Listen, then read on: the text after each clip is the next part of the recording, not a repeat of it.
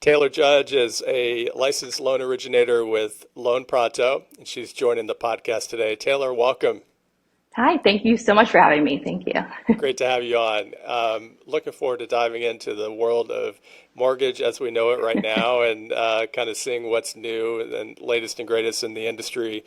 And also, always love to share tips especially for real estate brokers who might be, I'm a big proponent for professional networking and having great referral partners and also partners who you can lean on to help take care of your clients. So looking forward to kind of talking a little bit about how realtors can benefit from having a relationship with a great loan officer. So I know you're super busy. I really appreciate you joining the podcast. I always like to start these conversations off with a little bit of information on the guest. So if you would share in about 2 or 3 minutes your life story. No, just kidding. Just hometown, education, and then we'll kind of segue from there. Yeah, thank you. Yeah, I'm from Florida, born and raised in Florida. Went to school in North Florida in Jacksonville. My husband and I moved a little bit all over the country after that. We were in Salt Lake City and then Scottsdale and then here. But really kind of moving here was what really did draw us was the lake. Because when you kind of look on a map, it was kind of a hidden gem. I feel like Charlotte's not that big of a hidden gem anymore, Lake Norman, but it was something that we didn't necessarily wasn't on top of mind. But then looking at that lake, being from Florida, was like, we've got to be by the water. I'm more of a lake person than a beach person. I feel like that's a hot take sometimes. But anyways, I did have a background in marketing. I started doing housing where that's more of an apartment complex, just starting out trying to find out what I really wanted to do. And then I kind of I stumbled on mortgages actually when I was working for the Better Business Bureau here in Charlotte. And I was like, this is a perfect match. I can't be a realtor. I like you. I can't do it. I don't know how they do it. And then they say the same thing kind of to me on my side, but I like this side, kind of behind the curtain a little bit. But I still get to use some of my creativity doing social media kind of things, and which is what brought us together, which is amazing. So other than that, I'm here. I'm in the Lake Norman area. Our office is in Charlotte, right in uptown, right by the stadium. But otherwise, I don't want to leave. I love it here, and I'll be doing mortgages from probably here on out. So. Yeah, it really is a hot spot. How long ago did you move to the area? Um, Before COVID, it's like that's how I remember things now. Before or after COVID, it was like 2018, I think Okay. 2019, Yeah, I a little gotcha. bit before. Yeah, Yeah. yeah. Uh-huh. Yeah, it's big changes around here in the last couple of decades. I've only been here for about 15 years, but and Only. for our real estate, yeah, only, yeah, which is, I'm still not the charlatan unicorn that we all love to hear about all the Hmm. time. But Hmm. for our real estate podcast audience, Taylor and I are in the same market here in the Charlotte area, and for my Lake Norman audience, if you're, in case you're wondering, I'll be repurposing this interview for the Epic Agents podcast as well. So, yeah, I mean the secret's out about Lake Norman. It's a beautiful place to live. A lot of amenities. The lake, of course, is so much Hmm. fun and lends itself to that to that boating lifestyle and never there's never a shortage of things to do around here. Yeah, exactly. So, what was it that you think drew you to the mortgage side primarily? Was it oh, and by the way, your social media marketing is excellent. That you Oh, mentioned thank that's you. how we connected, and yeah, your social marketing is excellent, and so I can see where that marketing background has come into play. But what is it about the mortgage side that appeals to you so much? Is it the is it the precision and the organization of what you do? Yeah, I like I said, started out, if you want to even call working in apartment complexes, helping people find that kind of housing, was still gave me a lot of like joy or just like proud of finding someone a home, even though it was an apartment. But I just love housing in general, I guess. But I again, I knew I don't have the energy as an like agents do. But so then kind of doing the mortgage side, I was just kind of like a happy medium. And I like how every single day is different. It's kind of like working puzzles every single day.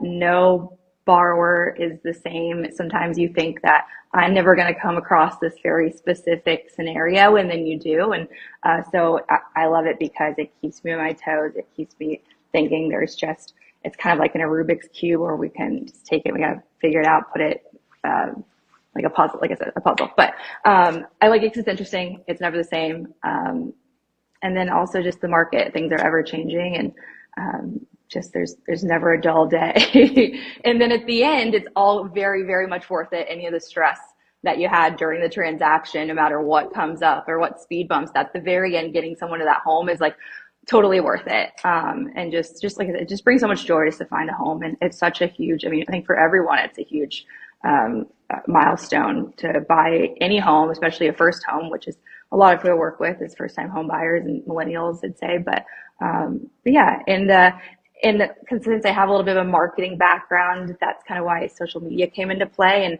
I was thinking that, agents do this all the time. They market themselves. You see their face everywhere. They're doing things locally. And I was like, why can't I do that too? Most of the time when you buy a home, you're going to need an agent and a lender. So I was like, well, I'm just going to use social media as a creative outlet, and then also branding and to gain business, and which I have done. And then in that case, at least some of my referral partners too, I can refer them out business because I think most of the time people start with a realtor and then after that they go with lender, which again, if you're going to need both, why not start with a lender and then get a realtor? So Yeah, maybe we'll try to absolutely. change the game up. I don't know.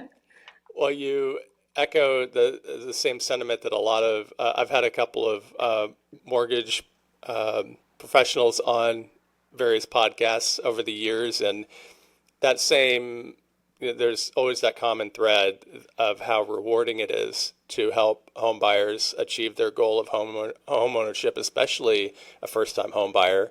So I could see like it's cool to hear you like echo that sentiment of how rewarding it is and how fulfilling it is and how much joy it brings you to be able to help home buyers succeed in their transaction.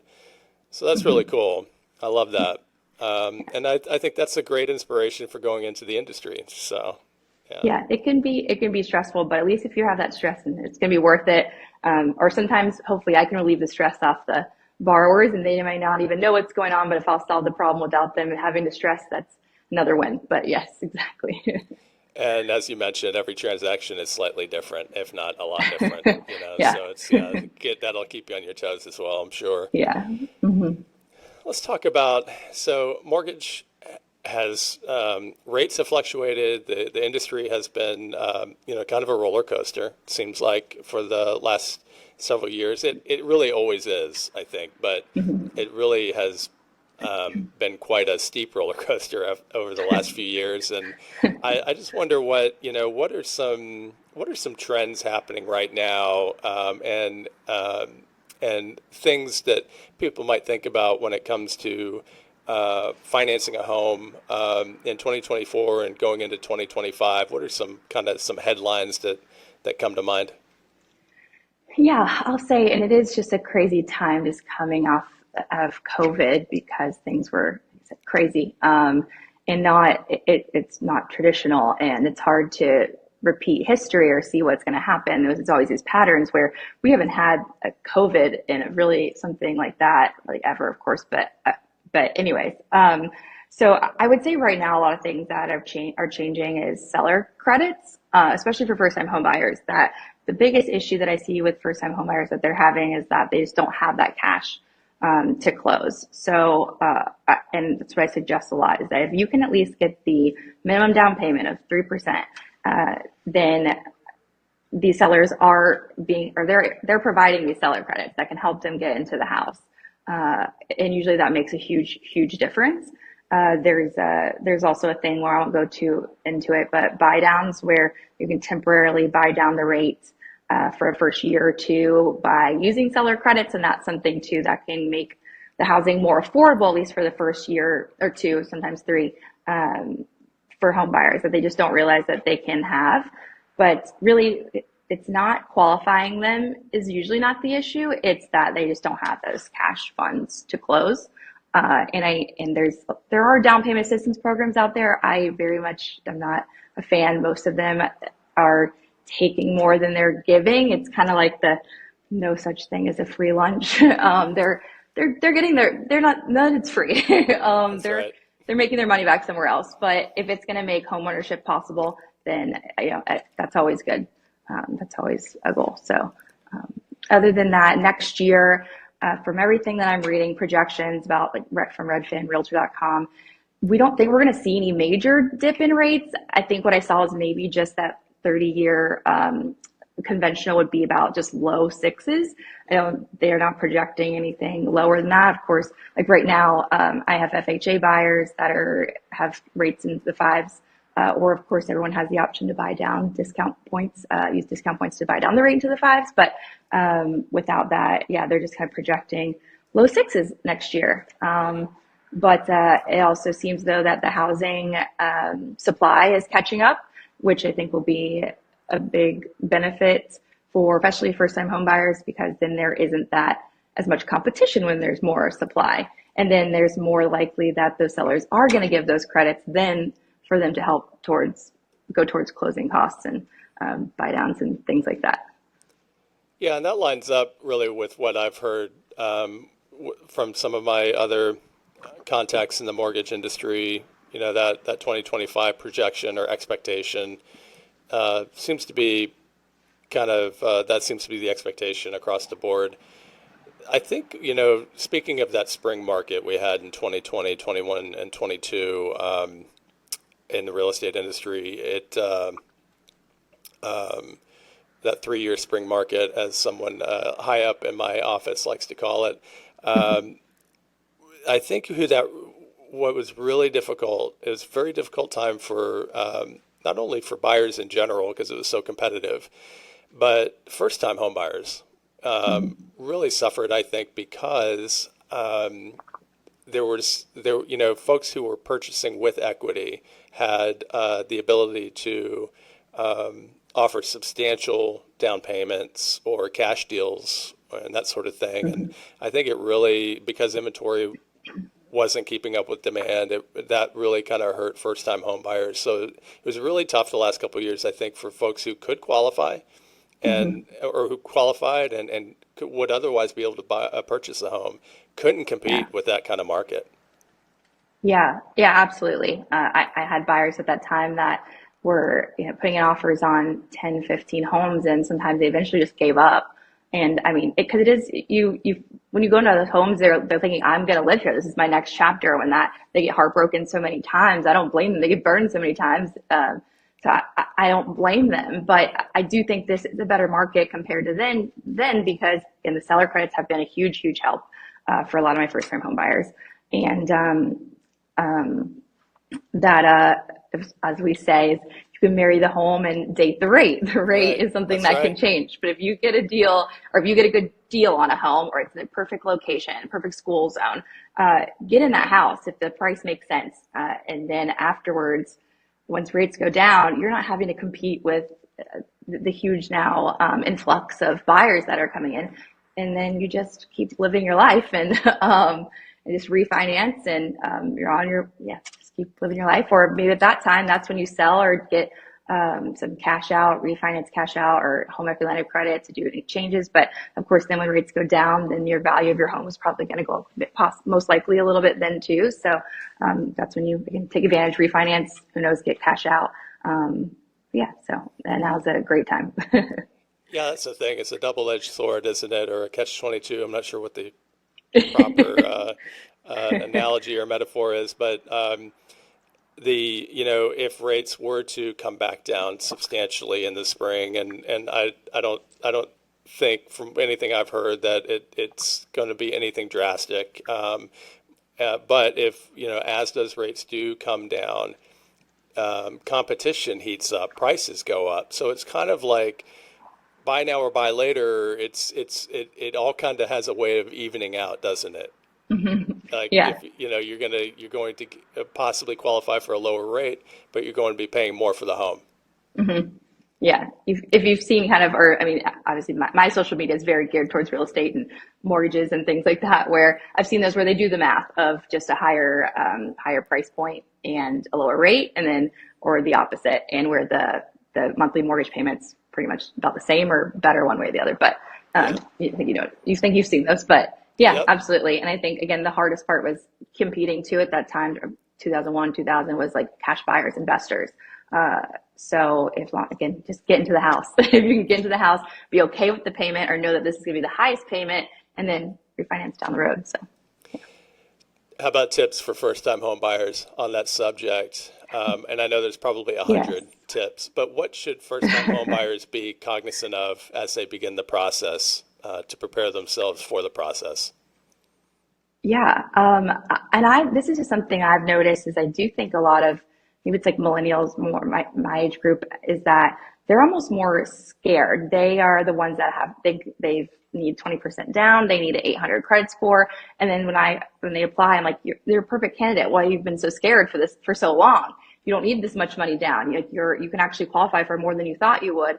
And then where I think some of the older generation is actually a little bit more, I feel like they scared older generation who went through the recession, 2008, 2009, that they scared us into thinking we need all these things aligned and perfect. But for first time home buyers, I think, and that's kind of where I was trying to get to, is that first time home buyers, unless you talk to a loan officer or professional, and not even a real estate agent. I mean, you guys know a lot, you guys have a lot of knowledge, but still things change so often too in our industry that talk for first time home buyers, absolutely talk to a mortgage loan officer, because sometimes they're talking to their friends or their cousins or their uncles, and their scenario is totally different than their scenario. So it's just to talk to someone, and then, because and like I said, every scenario is different. One little thing could change the whole process or how they qualify, where a lot of it's like variable income. I was just dealing with this where I have a buyer, they switched 6 months ago to 100% more commission, and we can't use it at all. They have to at least be there for a year. So, it would be something where at least he's talking to me now, but yes, wait 6 months, but just something to at least talk to someone, even if you don't plan on buying for another 6 months. Just start somewhere. And then I'm like, I love that. Like, start somewhere. Let's get your ducks in a row, know how much you'll need to be saving, have a plan. And then I'm always here if they need me, and we can revisit this when you're ready or when you've got this. So, but other than that, first time home buyers and really any buyers is to get a second opinion for loans. I think most people start with going to the bank, whoever they bank with, which is great. See what they have. But I would certainly say don't settle. It's such a huge purse. Just see what else is out there. Yeah, I think those are my two, like three, Yeah. couple of tips for first time home buyers. But yeah, Yeah, don't believe everything you read on the internet, and don't or don't from your listen, uncle or or your yeah, don't cousin. listen to Uncle Bob, or Yeah. yeah, just as you mentioned, every deal, every transaction, every applicant is a little bit different. So yeah, get with a loan officer and go through the application process so you're prepared and know. I want to talk a little bit about realtors. And I'm going to circle back to your marketing, your Instagram marketing, which is excellent. Again, that's how we connected. And Thanks. and you mentioned that, or did you mention have you gotten some leads for like, have you have some of your followers reached out for like to begin the mortgage process? Yeah, definitely. And That's it's kind awesome. of, yeah, not a huge amount, but Yeah, if anything, eyes on me. But if anything, it's connected me with agents. 'Cause of course, yeah, agents is that they're a huge referral source for me. So if sure. anything, I think it's created more trust and at least any sort of expertise or any sort of tips or anything educational that I can provide or they can provide to borrowers, buyers. I just kind of they're out there to help. So I think if anything, it's maybe not connected me directly to it has directly to someone looking to buy a home, but it's at least connected me to agents who are then helping me, letting me help their buyers. So, Hmm. but again, too, it's more of I like the creativeness too. It's just one of the things that I miss where I was like, I'm going to be behind a computer just doing math all day where I wanted to do something a little bit different and again, kind of act a little bit like agents do. So Gives why you that, not? yeah, it lets you exercise in that creativity, right? Gives you that Yeah. outlet. Yes. Yeah, well, I love that even more, the fact that it's helped you connect with realtors, because I think that the key to success in this industry, whether you're on the mortgage side or the real estate side, is your professional network, and building a network of trustworthy and reliable referral partners, folks you can lean on and folks who can lean on you. So I love that. So have you noticed, do you think that your Instagram account has been noticed more by real estate professionals? Yeah, certainly. I mean, 'cause Yeah. they're again in the industry, Uh, and a lot of local ones too, which is great. Just starting out. I mean, I'm 100% just referral based, just building relationships with agents. At the beginning, how do I do it? Is just let me put myself out there in social media. It's free, yep. and then let me reach out and ask for copies. I'm sure every agent who's listening, watching that they have lenders in their DMs or trying to reach out and say, hey, let's get coffee. Where that's how I was starting out doing it, and just building relationships that way or networking. But a lot of it's just, it is through social media, the power of social media. Yep. And another thing too I was going to mention is sometimes it's certainly not how many likes are going viral or anything like that. It's just they're kind of keeping on top of mind or having the educational value, hopefully, that I provide to agents, to buyers, whoever, because it certainly helped me with people in my sphere of influence that otherwise would have no idea that I do this. I still do quite a bit of business in Florida just because I'm at least this is what I think is that I'm posting more. I'm keeping on top of mind. So when they are in that, the field or they are in the market to buy a home, the first person they think of, I would hope, is still me. And so that's happened quite a bit with my, again, sphere of influence, college friends, sorority sisters, things like that, where that's the goal. As long as I could just keep on top of mind. I don't care if they liked my photos. I don't care if my videos Right. went viral. I don't care as long as one day that I pop into your head when you need a Exactly. lender. That's what I care Exactly. about. Yeah, and showing up consistently, not worrying about those vanity metrics, right? Yeah. Which Yeah. don't. That's the perfect mindset. And I love content marketing. I think content marketing is so powerful, and what you're doing is excellent content marketing, sharing and demonstrating your expertise and showing up consistently to your followers and to those who aren't even following, who can happen upon your reels. You also have a great place to film reels. Is that your office? Yes. Yeah. Yeah, the Yeah. background's cool. You got some neon lights on the wall and Yes. some great artwork, and Yeah. yeah, I love it. That's Yeah. really And cool. that's a great thing about our CEO too. It's actually how we connected. I guess you could say it's how I got a job, social Yeah. media as well. Okay. But he's really big into it too, which I think is great.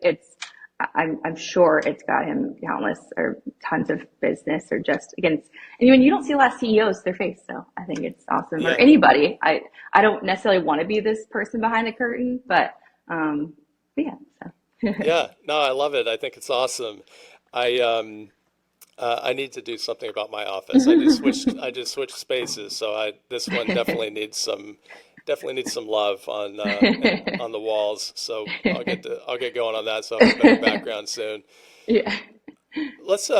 I want to steer back to our real estate agent audience and mortgage professionals who might be listening to the real estate podcast. Um, what about tips for realtors as far as the value of having a mortgage partner in your network, someone that share some of the value that relationship can bring to a real estate agent. Yeah, I mean, I think no matter what, each agent should have at least two in their pocket for sure. Because I'm pretty sure that most of the time it's a buyer finding a realtor, and then that realtor saying, "Hey, who do you recommend is for a lender?" And they're going to contact those two people, maybe without only the one person, and then probably their bank. You've got to have some variety, I think, no matter what. So you might have a bank, and then like I'm a mortgage broker, so I'm a little bit of a one-stop shop to have a bunch of different lenders to choose from, because again, not every loan and not every borrower is cookie cutter. Where I have some that have a little bit more niche options. I've had it where it's in the middle of a transaction where something happened and I had to take it from one lender to another. The borrower really didn't have to change anything, do anything different. Where if that was coming from a bank, the bank's just going to drop them in there, not having to scramble and start from scratch when they're under contract. So just having variety, and then again, I'd say I'll definitely have at least a broker in their pocket, because we can do a little bit more, I'd like to say. But other than that, of course, it's just trust. Like I said, I did work at the Better Business Bureau for a little bit, and they're all about trust. So I do think once the lender proves their trust, then they'll continue to send them leads until something happens where they don't. But I think it's also too, I just want to be like, I'm available for you, even the weekends. I mean, most of the time I'm getting a call on a Sunday night saying, I need a pre-approval letter, a best and finals due Sunday at 6. And I'm there. They can text me. I've been at a bar, you need a pre-approval letter, I can do it from my phone. I'm not a bank that closes at 5 o'clock on a Friday. So because most happens on the weekends, or their buyer does not want to put in this offer until they get some numbers. So that's something that I can do. So have somebody that is more available. I've been on the boat on my computer and on the lake. So, whatever I gotta do. Even, I mean, this Thanksgiving too, I was taking a call, and we're under contract now. So, it's not always a 9 to 5 where things happen for us. But other than that, of course, just someone with experience. There's just so many different loan products, programs, guidelines that change a lot. Just so you have a loan officer that's up to date. Also, just keep in contact, because their buyers are obviously so precious to them. That's their livelihood. If they want the transaction to go well. If I don't do something right and they recommended me, that's not going to look good for them. So that means a lot. Where never going to make them look stupid. I want to. I'm a person too that I'm an overthinker, and I cross my T's, dot my I's way at the beginning than something happening mid transaction. So I think attention to detail and that sort of thing, and then also just keeping them in the loop, because this is their client, it's their livelihood, it's what they need it to go smoothly. That I'm just even text them, hey, everything's going fine. We're just waiting on title. We're waiting on these things. Your buyer's gotten me everything that they need. Just wanted to say everything's going good. I'm sure that gives them some peace of mind. I know I'd be the same way. If you don't hear anything, usually it's something good. But I think a lot of times too, though, if like when I work with a buyer and the agent I'm not familiar with, that a lot of times I do think that they're like, well, I don't know this person. Talk to my person. I think that's where things kind of can get tricky, because they need to trust that lender so much. So if they have someone, because there are lenders or loan officers that do drop the ball. I've seen it happen where I've had to save some before.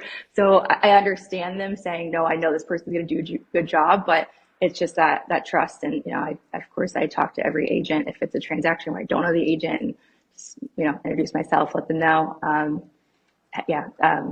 But Yeah, in real estate, it never seems to happen between 9 and 5. It's always 11 o'clock on a Saturday or 8 a.m. on a Sunday. It never seems to happen 9 to 5, Monday through Friday.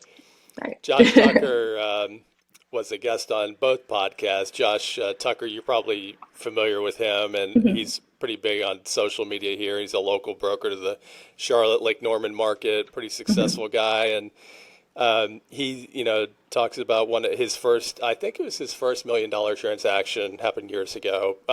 It was a result of a phone call he got from I believe it was a Zillow lead at, I don't know, 7 o'clock on a Saturday evening, and he was at a spot with some friends, and he got the notification and said, he thought for a second, should I take this call or should I, let it go? And he's told his friends, hey guys, I'll be right back. I got to make a phone call. And they all gave him a hard time, and he said, it's 7 or 8 o'clock on Saturday night. These folks, you got on the phone with these folks. They said, hey, there's a home we want to look at. Can you show it to us tomorrow morning at 10? And he said, Hmm. yeah, sure. So then, and then the rest is history. It turned into purchasing that home, selling their home, and selling another investment property. And before he Yeah. knew it, he had uh, taking a call at 8 o'clock on a Saturday night resulted in a multi-million-dollar transaction. So, Yeah. Yeah. yeah, And never yeah. happens. And I've Never struggled happens with that nine in to the five. past. Right. I know. And I've struggled with that in the past because, I mean, as agents, you guys are a little bit more flexible where maybe that 9 to 5 you are picking up kids, doing any hobbies, playing pickleball. I don't know, whatever you guys do. But I am in the office 9 to 5, and then I have to be available then too. But it's just again the Yeah, line of work that I signed up for. And but I was gonna say it did that was kind of hard to kind of grasp more at like the beginning, where it's like it's Saturday, like I've been yeah. working all week, and but yeah, it's just something where again, it's just then you just get used to it, and then there's those things where it's like he was saying, I've had those sometimes too. I'm like, look, I don't know who this is calling me. I'm at a bar. Should I answer it? Is it going to seem unprofessional if I'm doing this? But it's a Saturday night or it's a Friday night, so yeah, I mean, yeah, I can relate to that too. Just take those calls. Well, your real estate agent partners probably appreciate the fact that you are so accessible and available, and it's yeah, it's just one of those things that like you don't have to do it, but you do it right to help your partners, to help your clients, and to grow your business and be successful. It's definitely it's a sacrifice. Yeah, but we're Yeah, absolutely, yeah, but absolutely worth it. Yeah. worth it. Good. Yeah. Glad to hear that. Yeah. What about sales books, podcasts, online resources, anything that kind of is top of mind that has impacted or influenced your career or your mindset or your skills as a professional? I did just start reading again. It's been forever, but How to Win Friends and Influence Others, Uh-huh. and it's the more modern version. Yeah. So I've been reading that, and it's definitely such a great reminder of how you communicate with people. Where you think that, and I feel like this a lot, where I thought my conversation was great, and then I kind of go back and like, no, I could have changed some things. And so kind of rereading the book is been just yeah, I think super helpful. Just, again, just communication. Uh, yeah, and relating to people. And again, you think that you're saying the right things, or a lot of times I'm saying something where it's like there's a guideline. I'm telling someone what this guideline is. They don't think that that's correct, and it is hard that way to say. How do I respond to someone, even though I think that they're wrong, or I'm trying to say Right. this in the best way possible? But then it's Hmm. kind of though I wish I could say I feel this way because, but it's like what I have is just black and white, and what's the best way to kind of go about communicating that and just yeah, I think making connections, networking. I've been a part of a couple of networking groups in the area, so just all of that, just not being as forgettable sometimes. So yeah, I think it's always a good refresher if you've read it in the past or haven't read it at all, especially this one that's a little bit more modern, talks about more of things like Twitter, Facebook, um, yeah, social media, where I think the old one didn't. But that's been super helpful for me. Other than that, there's certainly I can't remember any like handles or names or anything. Certain Instagram and social media pages that are really good, really educational. Um, but I can't think of it off the top of my head. But other than that, that's all I could think of at the moment. That's a great um, one. Yeah, How to Win Friends and Influence People. I think Dale Carnegie was the author, if I'm not mistaken. I've read that a few times, it's also been a long time since I've opened it. That's a good reminder that it's a great one to revisit. The book, gosh, I think he wrote the first edition was written in the 30s, I think. So it's it's almost a century old, or maybe it is 100 years old, but yeah, it's been yeah. updated and updated and updated over the years. And I think it's probably, if it's not in the top 10, it's certainly in the top 15 or 20 books that everyone Mhm. who works with or deals with people or any professional really can get a lot of benefit from that one. So I'll have the title and the author and the description for this episode. Definitely recommend folks check that out, and I will revisit that book very soon as well. It's a great one to revisit Mhm. for Yeah, sure. definitely. Taylor, I Definitely. thank you so much for joining the podcast. I really appreciate it. I'm looking forward to introducing you to locals who aren't familiar with you yet. One other thing I want to ask you, you mentioned networking groups. Are you pretty active in networking groups? I'd say here and there. I was kind of before I got a little bit busier, which is kind of the point of being a networking group. Yeah, So yeah, I was a right. little bit more hands-on. So I'm not as much anymore. And the other thing is I try to do stuff too in like my community. I'm social chair of my neighborhood. Oh, So yeah, to kind of get out there too. So that's taken up some time as well. yeah. So, but yeah, But I think I'm that's here really and there. important too, though. Working with Yeah, in your local. community and local. Yeah. Yeah, Hmm. absolutely. Yeah, I get Yeah. that. But and it sounds like you have a pretty strong professional network yourself, right? Mhm. You've Yeah, developed I'd say so. a really tight network over the years. So, Yeah. well, cool. Yeah. Again, I'll have title and author for that book in the description for this episode, and I want to thank you again so much. Again, as I said, I can't wait to introduce you to locals Thank and you. also share some of the tips and advice for our real estate podcast as well. If anyone wants to learn more or connect with you, what's the best way for them to do that, Taylor? Yeah, I'm most active on Instagram, tailor-made mortgages with a period in between each word. Same thing on Facebook and same thing on TikTok. But yeah, Instagram is where I'm more invested, I'd say, or easiest to get a hold of there. But yeah, I'm or Taylor at loanprofit.com, and I'm local in Charlotte for any of the locals. But Okay. Awesome. Yeah, I'll have that in yeah, the show notes as well. Definitely recommend listeners check out your social media. They can see what I've been talking about on Instagram, which you're doing a great job at. thank So you. thanks so Thank you much so much. thanks for accepting my invitation, being so open to this opportunity. Really appreciate it. Thank you for it. I appreciate it, and it's been an honor. So thanks so much.